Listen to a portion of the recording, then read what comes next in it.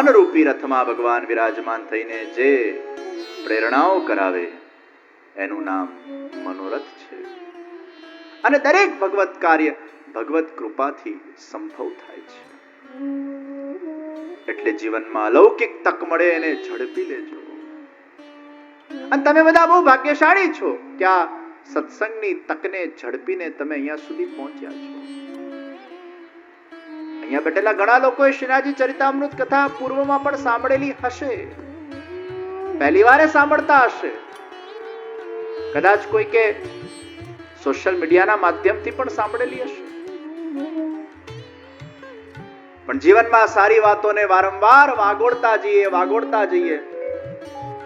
કારણ કે આપણું મન એકવારના હતોડાથી માનતું નથી. ખિલ્લીને આપણે ઠોકીએ ને પછી એને 10 વાર ઠોકો ને ત્યારે જ એને દિવાલમાં અંદર જાય. એક જ વાર ઠોકશો તો અંદર નહીં જાય. આપણા જાતને 10 વાર હટોડા આપણે મારીએ, 10 વાર કોઈ વસ્તુ કહીએ ત્યારે જ એને આપણું મન એ માનતું હોય છે કે અમુક વસ્તુ કરતું હોય છે. જ્યારે સુંદર અવસર જીવનમાં મળે અધુના વૃત્તિથી એને ગ્રાહ્ય કરીએ. અનુકૂળતા હોય તો નિશ્ચિત એનો સ્વીકાર કરીએ. અને હંમેશા ભગવાન પોતાની વાત સ્વપ્ન દ્વારા, ભગવદીઓ દ્વારા, સદગુરુ દ્વારા, સત્સંગ દ્વારા આપણને કેવડાવતા હોય છે. એટલે મુખરતા દોષ ન કરીએ, ક્યારે પણ મોઢા પર કોઈને ના ન પાડીએ. ચોક્કસ અનુકૂળતા હશે અને ભગવાનના દર્શનાર્થે આવીશું. અને આ સત્સંગમાં લાવવા માટે તમારે પુરુષાર્થ કરી નાખવાનો એકાદ નાનો. તમારા ઘરવાળા ના આવતા હોય તો એકાદ વાર કહેવામાં શું વાંધો છે? બહુ તો ના પાડશે. વચને શુકિમ દરિદ્રતા. તમારા છોકરાઓને પણ એકાદ વાર કહેવામાં કઈ નુકસાન તો નથી. બહુ તો ના પાડશે. પણ કદાચ કોઈ ક્લિક થઈ ગયું, બોલર બોલ નાખ્યા કરે, ક્યારે બેટ્સમેન આઉટ થાય ખબર નથી. એક સત્સંગીએ હંમેશા બીજા વ્યક્તિને સત્સંગી બનાવવા માટે પુરુષાર્થ કરવો જોઈએ. એમાં બોલ નાખવો જોઈએ. લગાતો તીર, નહીં તો તુક્કા. હવે એ બેટ્સમેન ક્યારે આઉટ થવાનો છે તો આપણને ખબર નથી. પણ બોલ નાખ્યા કરો. એકાદ બોલ તમે નાખ્યો અને કઈક એના મનમાં ભગવાન વસ્યા અને કઈક એ સત્સંગમાં આવ્યો અને કદાચ એક દિવસ કે 3 કલાક કે એક અમુક ક્ષણો એના જીવનના અંદર परिवर्तन रूप पर बनी सके. इसलिए मैंने कहा सत्संग का एक वाक्य जीवन को परिवर्तित करने के लिए काफी होता है. एक दिन का अगर सत्संग हो जाए, एक घड़ी का सत्संग हो जाए और एक वाक्य का सत्संग हो जाए, वो भी जीवन को बदलने के लिए काफी है. अधुना वृत्ति. पूर्णमल क्षत्रिय महाप्रभुजी પાસે સાષ્ટાંગ દંડવત કરીને बैठा છે. मांग पूर्णमल तुझे क्या चाहिए? आज ठाकुर जी तेरे पर बहुत प्रसन्न है. तू जो मांगेगा तेरी इच्छा पूरी होगी. આપણને કદાચ કોઈ આવું કે બોલ તને શું જોઈએ છે, આપણે તો કેટલી બધી વસ્તુ માંગી લઈએ. અને પછી ડિપેન્ડ્સ કોનો કેવો ભાવ, કોનું કેવું કેન્દ્ર.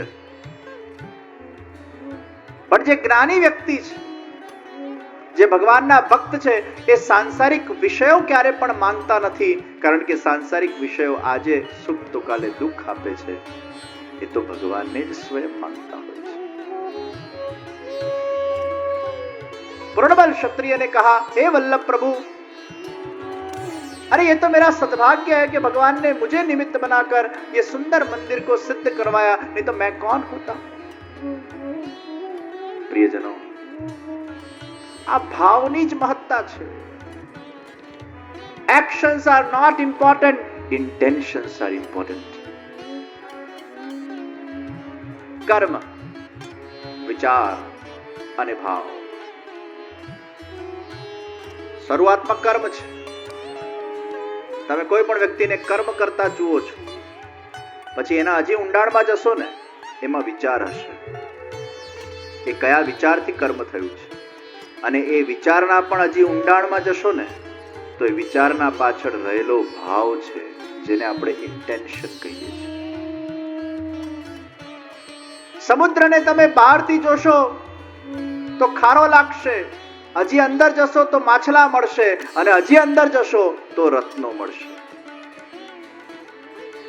કોઈ પણ શબ્દ જ્યારે કહેવાતો હોય કે બોલાતો હોય, એ શબ્દના પણ 3 અર્થ હોય છે: શબ્દાર્થ, ભાવાર્થ અને ગુડાર્થ. શબ્દાર્થમાં ન જવાય, ભાવાર્થ અને ગુડાર્થમાં જવાય. આ શબ્દ ક્યાંથી ઝરી રહ્યો છે? આ શબ્દ પાછળનો ભાવ શું છે?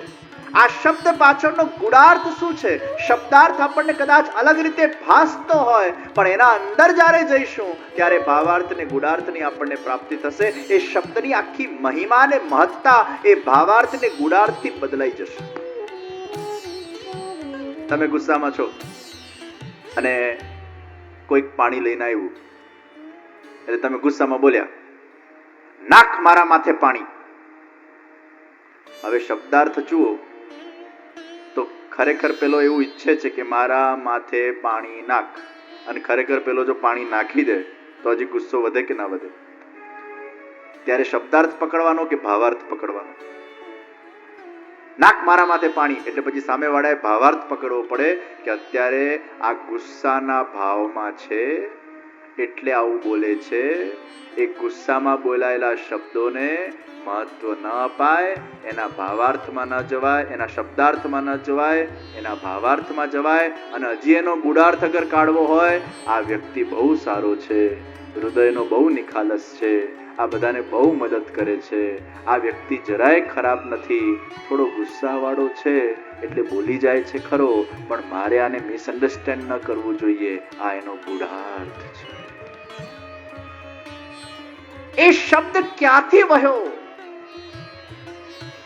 તમારા પતિ ઘણીવાર ગુસ્સાવાળા હોય, પત્ની ગુસ્સાવાળી હોય, પણ વ્યક્તિ અગર સારી કે સારો હોય તો એના શબ્દાર્થમાં નહીં જતા. શબ્દાર્થમાં જશો તો ભાઈ તમે ગુસ્સો કરશો અને પછી તમે પાછા સામે તોપો ફોડશો. પણ એને અન્ડરસ્ટેન્ડ કરજો, આ વ્યક્તિ ખરાબ નથી, આ વ્યક્તિ બહુ સારો છે. એના શબ્દાર્થ પર જજો, ગુડાર્થ પર જજો. તો actions are not important, but intentions are important. ઘણા લોકોનો સ્વભાવ ખરાબ હોય પણ વ્યક્તિ ખરાબ નથી હોતો, વ્યક્તિ ખૂબ સારો હોય છે.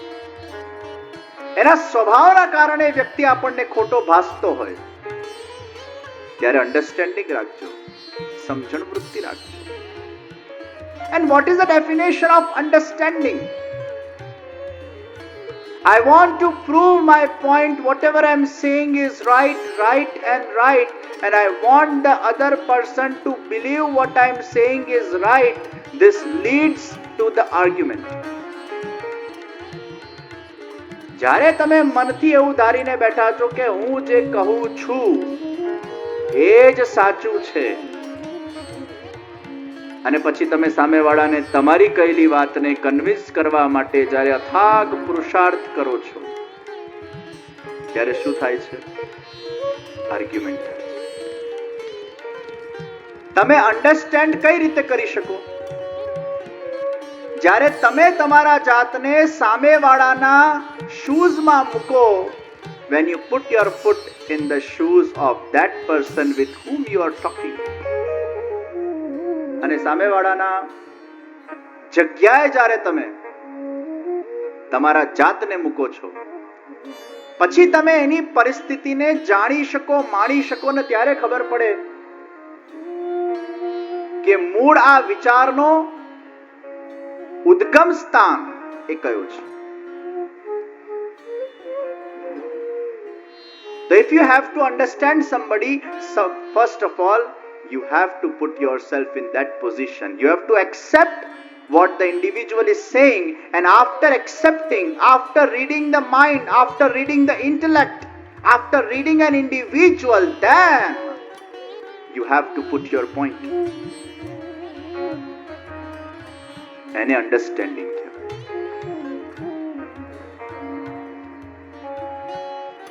કોઈના કર્મને સમજો, કોઈના વિચારને સમજો, પણ કોઈના ભાવને જે વ્યક્તિ સમજી શકે છે એ જ વ્યક્તિ બીજાને સમજી શકે છે. સમજવા માટે કર્મ નહીં, સમજવા માટે વિચાર નહીં, સમજવા માટે ભાવ જોઈશે. ભાવ વગરનો વ્યક્તિ ક્યારે પણ એકબીજાને સમજી શકતો નથી.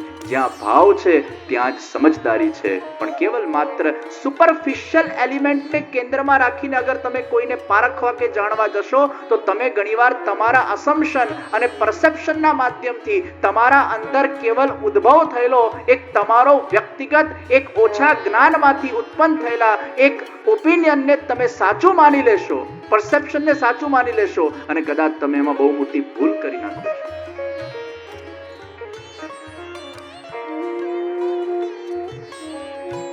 ભગવાનના 3 પ્રકારના પરિચય થાય ને, સ્વરૂપ પરિચય, કાર્ય પરિચય, સ્વભાવ પરિચય.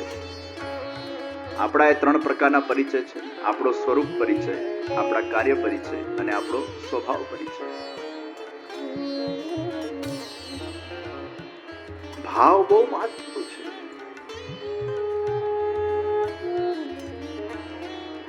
तो पहले कर्म, उसके नीचे विचार, उसके नीचे भाव. Actions are not important, intentions are important. ભગવાનના તમે એક્શન પર જશો તો ગોટાળો થઈ જશે. ભગવાને ચીરહરણ લીલા કરી, ભગવાને રાસ લીલા કરી, ભગવાન રણ છોડીને ભાગી ગયા, ભગવાને 16,000 રાણીઓને સ્વીકાર કરી. પણ જ્યારે આપણે કથાઓના માધ્યમથી એ લીલાઓનું રહસ્ય જાણીએ છીએ અને જ્યારે ભગવાને આ લીલા કેમ કરી, શા માટે કરી, એના પાછળનું પ્રયોજન શું હતું, એના પાછળના ભાવાર્થ અને ગુણાર્થમાં જ્યારે આપણે જઈએ છીએ ત્યારે જ એને ખબર પડે છે इसके पीछे का रहस्य क्या था. तो कोई भी चीज को समझने के लिए व्यक्ति को भाव चाहिए.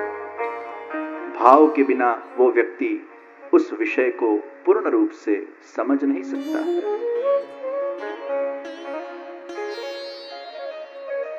ભાવ મહત્વ.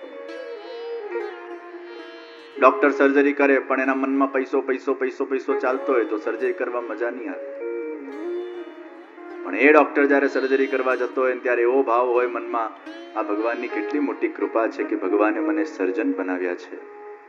અરે કેટલા લોકોની સર્જરી કરીને કેટલા લોકોને હું ખુશીઓ આપી શકું છું અને ભગવાને મને કેવા સુંદર કાર્યમાં નિમિત્ત બનાવ્યો છે. આ ભાવને જ્યારે ધારણ કરીને સર્જરી કરશે ત્યારે એના હાથમાં, એના વ્યક્તિત્વમાં, એની ઓરામાં એવી એક ઉર્જા આવશે, એવી એક સકારાત્મકતા આવશે અને એ સર્જરી કર્યા પછી એને એવો સંતોષ મળશે, એવું સેટિસ્ફેક્શન મળશે કે જે પૈસાથી પણ ઘણું ઊંચું હોય છે. तो जीवन में मूल्य भाव का, आप क्या करते हो उसका मूल्य नहीं है, कौन से भाव से करते हो उसका मूल्य है. ઠાકોરજીની સેવામાં પણ મૂલ્ય ભાવનું જ છે. તમે ભગવાનને કોઈ પણ વસ્તુ અર્પણ કરો પણ એ જો અહંકારથી અર્પણ થાય, કોઈ વિકારવાળા ભાવથી અર્પણ થાય, કઈ દેખાડી આપવા માટે અર્પણ થાય, કોઈને દેખાડવા માટે અર્પણ થાય, પોતાની વાહવાઈ માટે અર્પણ થાય, એ વસ્તુ ભગવાન માટે શૂન્ય બની જાય છે. पर जब भगवान को कोई भी चीज हम